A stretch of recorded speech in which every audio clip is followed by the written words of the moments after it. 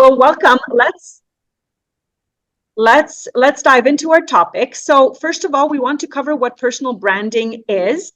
I'll get quickly into that, and then most of the presentation will be Kirsten and Jen covering what it takes to have a solid personal brand as a caregiver and how you can get started. And then at the end, we will also give you a link to an additional worksheet to build your own personal brand statement.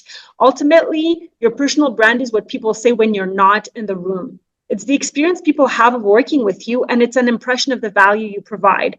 And when you are a caregiver, when you become a parent to a child, when you take care of a partner or an adult or somebody that you love, all of a sudden you can start feeling frazzled and like you never have enough time in a day. And if you are not strategic with how you show up, you may appear as a person who is frazzled and disorganized, and that's not what we want, right? We know that caregiving helps you develop multiple new skills, and we want you to be able to articulate that clearly, build trust with your team so that ultimately you can thrive as a caregiver and as a professional, okay?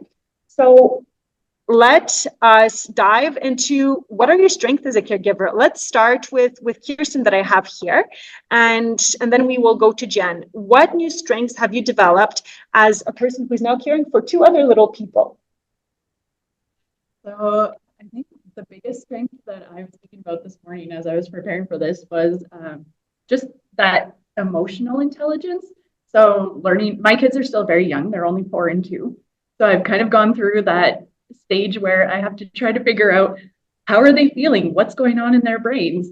And so I felt like I gained a lot of skills taking care of these young kids, trying to figure out what they're thinking. So that's one of the things as a manager that I really have leaned upon is that emotional intelligence. Another thing is, I guess, coming from an asset management job right now, we do a lot of troubleshooting and a lot of sort of emergency management. And I think that's something that every parent could probably relate to, is you never really know what's going to happen in your day. So I would say that I've practiced that a lot of like staying calm in situations, getting used to things, happening that you didn't expect and pivoting. So that's another skill that I've really developed over the last few years. Absolutely. Thank you so much for that. Your kids are pretty young, right? They're 2 and 4? Yeah. Yes. Jen, you have different types of caregiving duties. Can you tell us, first of all, who are you caring for? And then your specific skills that you bring at the table as a caregiver, not only for little people, but also another situation in your life.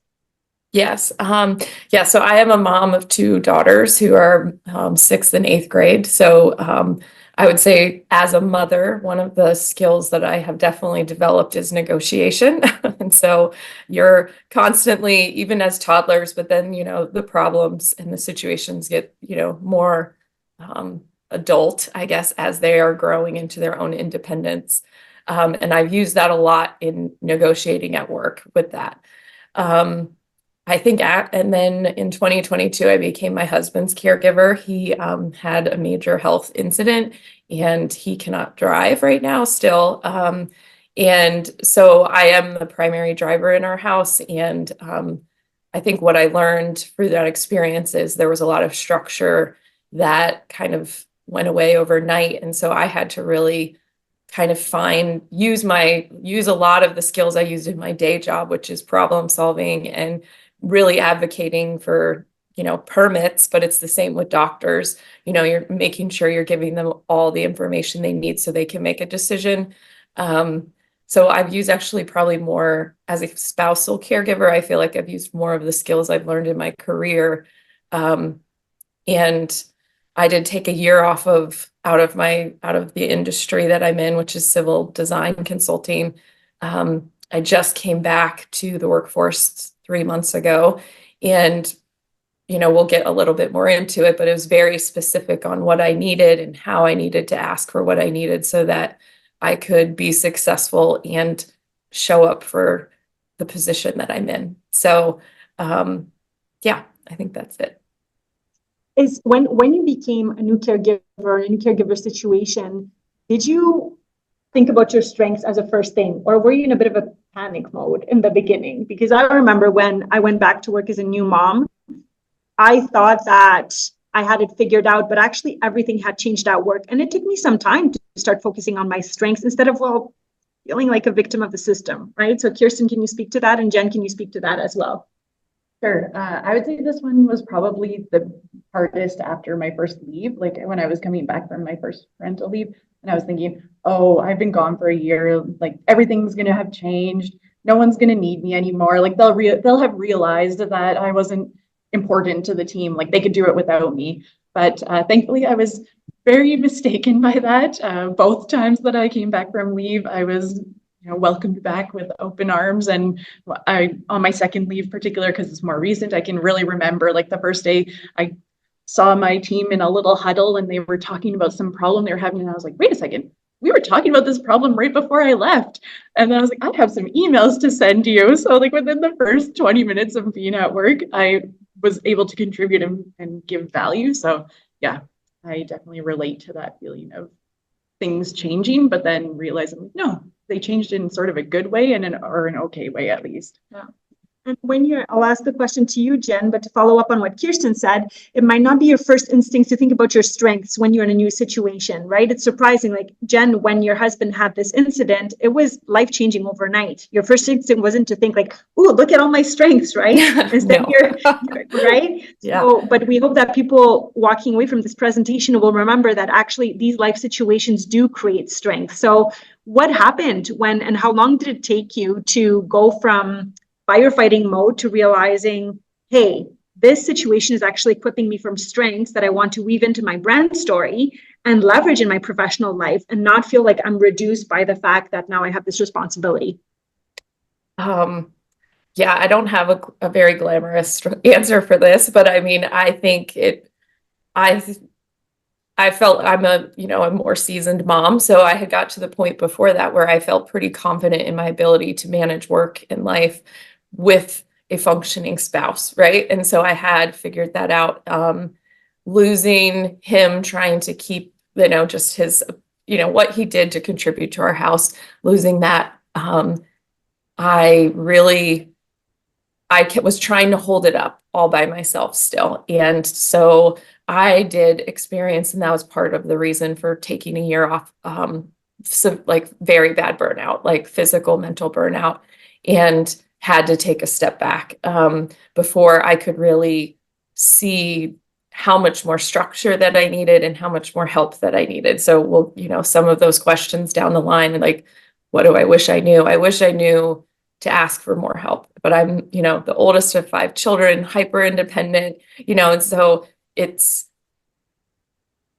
really tried to, it took me a hard lesson. And then it's, but that now going back and, starting and walking into a new role, I'm being very clear about what I need with my entire team so that I'm leading by example and saying that you have permission to like care for your people and like putting all of the structure as well as the support in place so that you can have your life, whatever that looks like, right? Caregiving is very demanding, but you could have any other life experience out of work. And I feel strongly that you show up better. I actually love being back to work. I'm really good at solving engineering problems, and it's kind of easier than solving the problems in your own house, to be honest. So, but yeah, it was definitely hard. And so I think my biggest advice, I know we're not quite there yet, is just like asking for help really is the power move, and leaning on people. So, I mean, luckily I know Kinia and Kirsten, and they were part of that support system for me, and a lot of other really encouraging people. And so you really want to think about who you have around you as well. I interrupt for a second here. Yeah. Jen didn't mention this, but I saw while she was going through this situation, the strength of creativity. Jen has an amazing creative sort of soul and mind, and like watching you kind of navigate through this and figure out, like, where do I want to spend time? Do I need a year off? Do I need to pay attention to some of my more creative pursuits? Do I want to go back to engineering? Like, I was watching your brain just like go through this creative process during this time. And I think that strength is what I really noticed.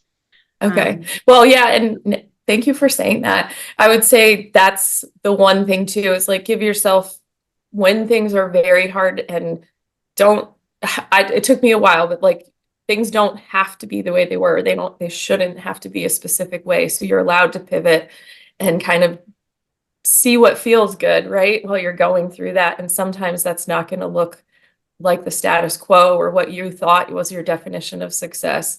And that's hard to swallow sometimes, but I think luckily I have a really strong personality strength of positivity.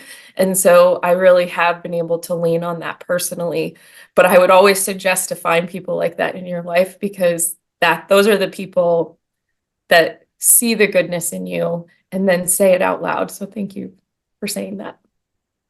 That's why we build communities like this, and there are summits like this to build that network of people who can support you. And I remember a quote when I was a child. I had a bunch of quotes scribbled in my agenda, and it said, your best friend is somebody who knows the song to your heart and can sing back to you when you've forgotten the words. So this is what Kirsten just did, reflected on Jen's strengths as a caregiver and as a professional at a time where it was hard to see because you are adjusting to this transition. So we will go to our next question in just a second. I want to go back to defining what a personal brand is. A lot of people think that it's the clothes you wear or the colors you wear, but in a professional setting, as I mentioned, it's what people think about you when you're not in the room. And what we like to do to start in this process is to craft a personal brand statement. So we will share a resource at the end that help you think about your strengths as a professional and as a caregiver, and to start having that elevator speech that weaves in who you are in both identities, and to help propel your career forward, even though as you're navigating these transitions. So thank you both. That was very,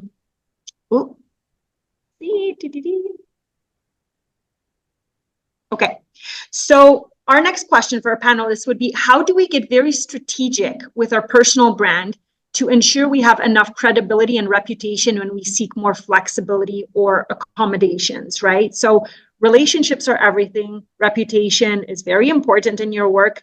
And when you're coming in and thinking, oh, I want flexible work options, I would like to work from home, I would like to work a 4-day work week. For some people, they get an easy yes, but others struggle, right? And to be strategic about your personal brand is for people to really, really understand the value that you bring to the organization and make it a no-brainer. Think, if Kirsten needs this, we're going to give it to her because she's very valuable to the team, and it's much better to give her that than to lose her talents. So Jen, would you like to go first answering this question? Yeah, I can go first. Yeah, I mean, I think the one thing that, regardless of whether you're year 1 in your career or year 20, is you really want to keep a list of your accomplishments, because that is like just hard data for you to know and look back on. And I really dug deep into, like, what have I done? What are my like hard strengths? Like when I, during that year off, when I was deciding to go back, and I have the benefit of having 20 years of experience and having a reputation of being someone who is a networker and building relationships, as well as delivering successful projects and really complex projects. So I have that reputation. But if you don't yet have that like outward external reputation, I really think thinking through what you have accomplished, even the smallest things, write them down, whatever industry you're in, what are the KPIs and how are you achieving those? Really think through that. And speaking for like, what did I write here? I did write a note down right here. Is you really have to own your story. And it's really hard to do that, but you have to own the hard parts and the good parts of your story. And, I see a lot of strength in like Kinia and Kirsten in their motherhood because they have younger children. And I don't feel like I was that strong when I was in my young motherhood. I was very lost in my own identity because I had put so much of my focus on being an engineer, that being a mother and an engineer was hard for me to grapple with. So becoming a caregiver was a little bit easier because I had done that as a mother, but asking for accommodations is it's a lot harder when that's not the norm, when you're in your mid 40s and you're taking care of your husband. That's more common later in your career. So I struggled, to be honest, and it really had a lot to do with me having to think through what do I actually need? What boundaries do I need to have in place so that I can separate work and life where I need to? and then really putting the accountability in too, because you still have to show up, for your job. And when you start to do that and you show up and you are still performing, the flexibility is easier. In this last job, I went in asking for that. And so I know how to negotiate, right? I have 2 teenagers. And so, but if I think the easiest place to look when you're not exactly sure how to ask for that is to really dig deep in what your contributions to your team are and your company and what you are accomplishing, because that's really where you can what you can leverage for different accommodations. Thank you for that, Jen. You have a fantastic online brand. I always follow your LinkedIn posts with such interest. It does weave in multiple aspects of your personality, your strengths as an engineer and as a caregiver. And same for Kirsten. You have a very strong personal brand online. You often write entries about the working parent journal. And what I appreciate about your posts, there's a lot of consistency. Your engineering brain is consistent, but you're real about the struggles, but yet you always end on a little positive note, or what resource are you tapping into, or how are you building yourself up, right? You provide a very, I would say, harmonized, or okay, I'll say it this time, balanced perspective what it's like, because it's physically challenging, right? It's physically challenging. So we don't want to fall into, oh, life is so hard, and stick at that, right? But we want to highlight the challenges and yet lean into the strength. So tell us about how caregivers here online can be strategic with their personal brand to ensure credibility and reputation, but also if they need some support at work, how can they ask for it and stay professional about it? Yeah, so when I was thinking about this, I think sometimes, maybe this is just me, but I get into like this all or nothing thinking. So it's like, oh, if I need flexibility or accommodations, it's like I need to ask for it all right now. For me, personal brand is really about trust. It's about what people think about you, what people see you as. And so when you're new in a role, it's very hard to have that trust right off the bat. And so one thing I would probably think about in terms of strategy would be, how can I start to move in the direction that I want to go? So if I want more flexibility, how can I show my boss that, if I work 2 hours at home one day, how can I, kind of have that proof that, okay, I worked 2 hours and I was responsible, dependable, I was there. Okay, now next time I might ask for a half day. Okay, now show that I can work a half day at home, no problem. Okay, now what if I go for a full day after that? And so sort of like building that up little by little, instead of just going in right for the full, like I want to work 4 days in the office and 1 at home, and this is how I want to do it. Yeah, so that was one thing that came to mind here. And yeah, I think being realistic is helpful. I've been really trying to change the conversation at work and talk about my kids, talk about how I'm not sleeping every night. And, sometimes I might be a bit foggy or tired, and just bringing that up regularly. Thankfully, I do have I would say, privilege of, being mid-career. So it's a little bit easier.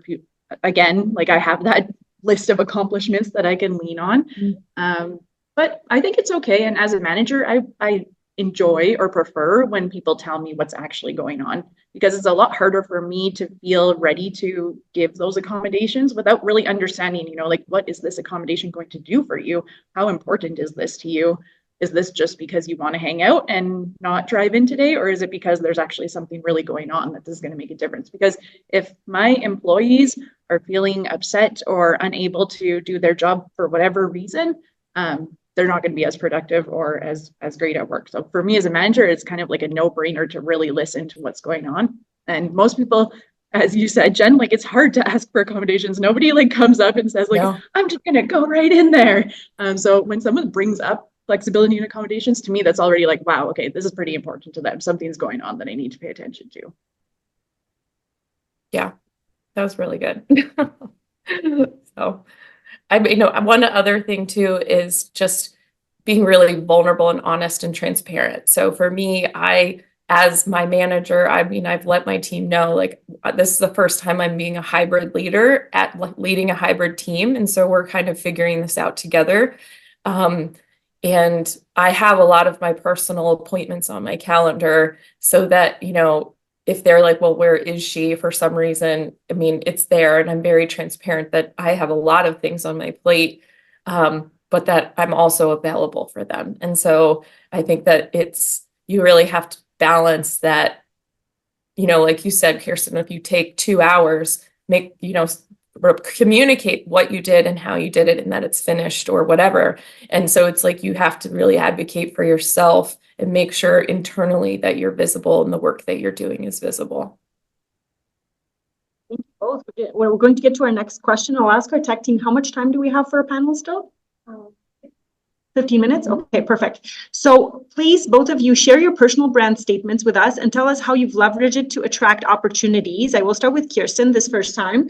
Kirsten, you are an opportunity magnet. You have a strong personal brand statement. You have a good reputation in the field. You've done some work in the Mom-B program about crafting this, right? This sentence. So give us an example of how you've leveraged your personal brand statement and how it's brought opportunities to your life.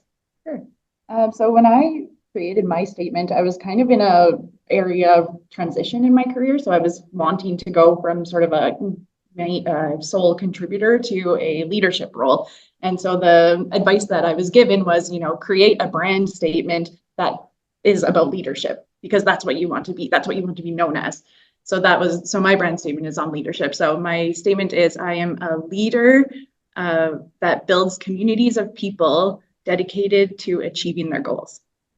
And I thought of that because one of my strengths that I feel I have is that I can bring together these sort of disparate teams, whether that's for a major event that I'm running, or maybe a new team. I was a brand new manager of a brand new team at work, or I do a ton of other volunteering work. And so you always get these teams of just random people coming together. And I feel like one of my strengths is to actually bring them together and achieve some sort of goal. And so that's why I wanted to put that in my statement. And I think that's helped because, first of all, the first word you see in my statement is I'm a leader. I'm a leader. Okay, great. That's where I want to be.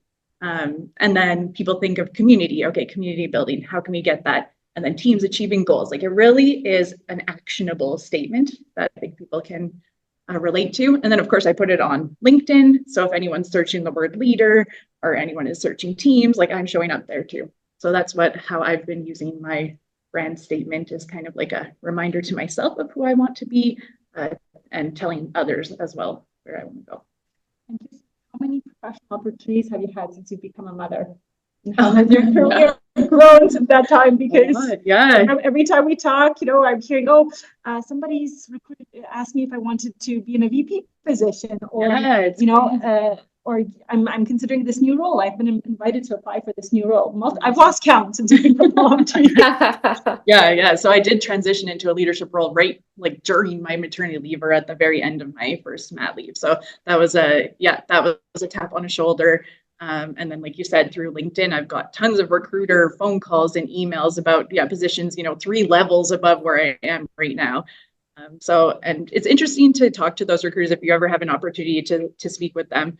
They actually do kind of track what your career progression has been. They look at each job and kind of how long you stayed and what have you been doing. And so they do make a lot of assumptions about you and sort of your leadership potential, if that's where you want to go, based on that. So yeah, it's been at least, I think probably in the last year, I've had at least 3 people reach out about VP, director level roles. And I'm right now just a frontline people manager, just to clarify.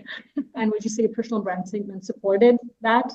For sure. Yeah. 100%. Jen, what about you? Tell us about your personal brand statement and how it's helped you. If you want to speak of your last opportunity or other ones, whichever. I'll say during this last job search, being a caregiver and being out most people were not, it wasn't even fazed by it. It's kind of and that was kind of felt great, right? Because it's a little bit, but still you're coming back in and you're knowing that you're asking for a slightly different schedule than everyone else. Not everyone, but what the norm is.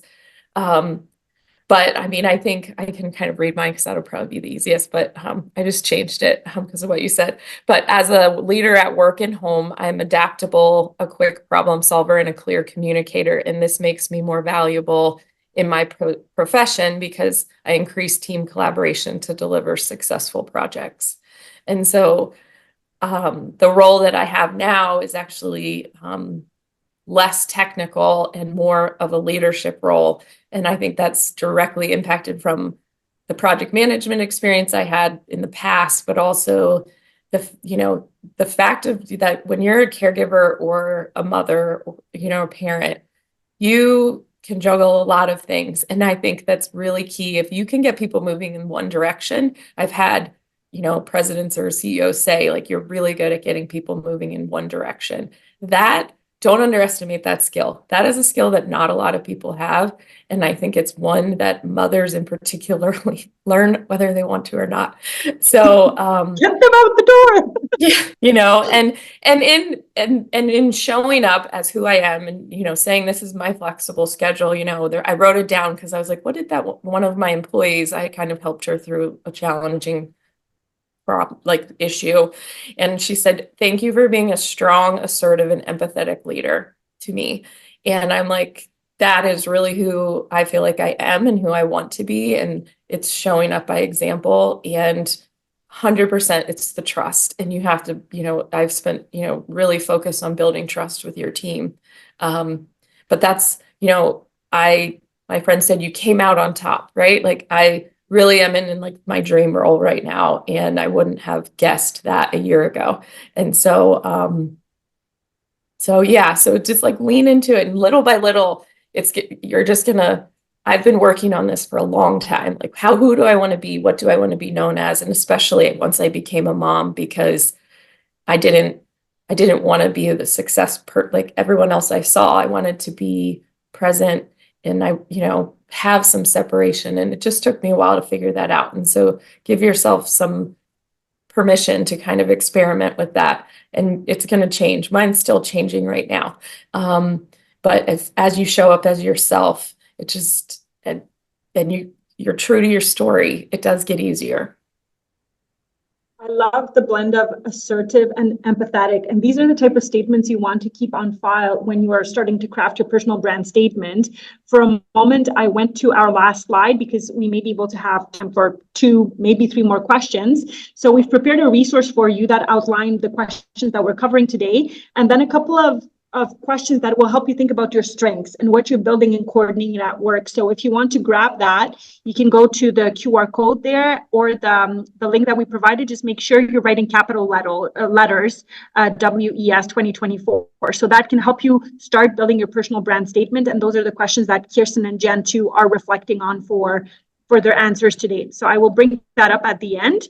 Now let us go to the next question briefly. We've had a lot of talk about neurodiversity recently in the community, in the MomBA community. So what we do, Kirsten, Jen, I, and other MomBA graduates, we've spent at least 12 months together reflecting on our skills as parents, as professionals, and then how do we want to show up in the world in all aspects of our lives, right?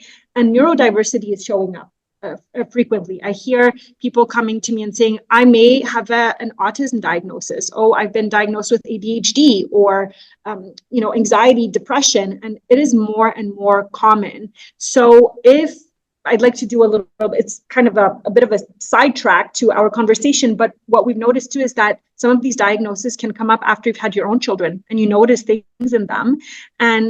And you may be more sensitive to noise, or you're figuring yourself out. So you are both people leaders, Jen and Kirsten, and not every single manager is as empathetic and assertive as you, right? You're not always going to face a manager who is accommodating. So I would like you to give some tips to people who are navigating something like that. Maybe they're not ready to disclose a diagnosis, but they've started thinking, I really need this to do better in my job. I need focus time without noise. I need to wear headphones, or I absolutely need to work from home to be able to do focus work. So do you have tips? I don't know who went first last time. I think it was Kirsten. So let's go to Jen. So I definitely struggled transitioning into motherhood, and that is because I do have ADHD. I didn't know it then, but then when I lost the support of my husband in like the daily activities, I didn't realize how many things that I disliked doing that I'm not interested in doing, he did for me. And so that is why I struggled a lot when he got sick. And so, and I didn't know. So it's like, be aware of, like, really think of the things that you're struggling with. And so like I struggled in one position because it was a really open environment and everybody was on the phone and meetings and I couldn't focus. I didn't realize that a lot of, you know, I'm a little older, so it's like I always had an office so I could close the door to focus on my work and things like that. The environment, it matters a ton. And so I really think just thinking through what you need to be successful, because whether you, I actually think if you are neurodiverse, like you said, like I am creative, and I didn't really own that part of my story because I was an engineer and I was so linear thinking. And so as I started to kind of be true to who I was in all aspects of my life, I started showing up better. But full transparency, I'm trying to figure that out now, like in a new role, like what's the structure that I need? What's the accountability I need? And it's keeping that dialogue. I would say, hopefully, if you have a supportive manager, continue talking to them and kind of seeing and experimenting and like what's the structure that you need in place so that you can do your job. And some of it is like working from home now helps me. I can focus on those days much better. And then when I go into work, I really focus on the collaboration and, you know, making the commute worth everybody's time.